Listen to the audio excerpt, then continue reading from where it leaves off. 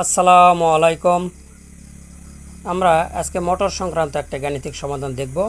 এখানে বলা আছে যদি 3 ফেজ সেকেন্ডারি লাইনের মোটরের ক্ষমতা 20 এইচপি মানে 20 ঘোড়া হয় এবং পাওয়ার ফ্যাক্টরের মান যদি 0.95 হয়, হ্যাঁ, তাহলে ওই মোটর লাইন হতে কী পরিমাণ কারেন্ট নেবে।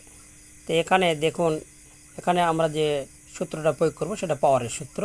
পাওয়ার P = √3 VI cos θ। ঠিক আছে, এখানে হলো 1 এইচপি সমান এটা হলো 746 ওয়াট। ঠিক আছে, আর ক্ষমতা P সমান হলো 20 ঘোড়া 20 এইচপি।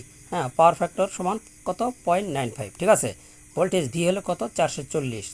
3 ফেজ সেকেন্ডারি লাইনের স্ট্যান্ডার্ড ভোল্টেজ হলো 440, মানে যেটা 440 বলে। কারেন্ট হলো I = হোয়াট। তো আমরা সূত্র প্রয়োগ করতে পারি। আমরা কি করব, কারেন্ট বের করবো। হ্যাঁ, কী পরিমাণ কারেন্ট এদের নেবে। তাহলে এখানে P = √3 VI cos θ, বা এটা আমরা এদিকে নিয়ে আসলাম যেহেতু আমার কারেন্টটা দরকার।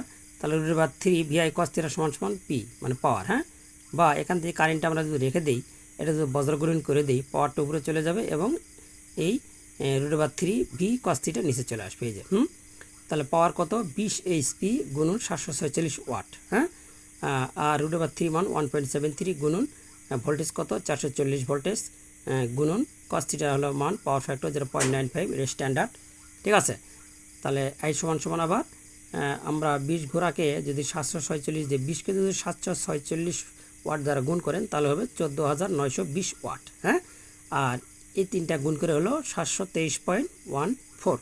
ঠিক আছে, বা কারেন্ট সমান এটা ভাগ করলে পাওয়া গেল 20.63, মানে 20.63 অ্যাম্পিয়ার। ঠিক আছে, তার মানে কি যে ওই মোটর লাইন হতে 20.63 অ্যাম্পিয়ার প্রতিনিয়ত লোড নেবে পার ফেজে। ঠিক আছে, প্রতি ফেজে। এরকম যদি ভিডিও ভালো লাগে আমার, অবশ্যই আমাকে ফলো করে পাশে থাকেন, লাইক করেন এবং লাইক কমেন্ট করতে কখনোই ভুলবেন না। টাঙ্গাইল পল্লী বিদ্যুৎ সমিতির পক্ষ থেকে আমি মোহাম্মদ আব্দুর রউফ, লাইনম্যান গ্রেড 1, আপনাদেরকে জানাই সুস্বাগতম এবং allpbs.com এর পক্ষ থেকে জানাই শুভেচ্ছা।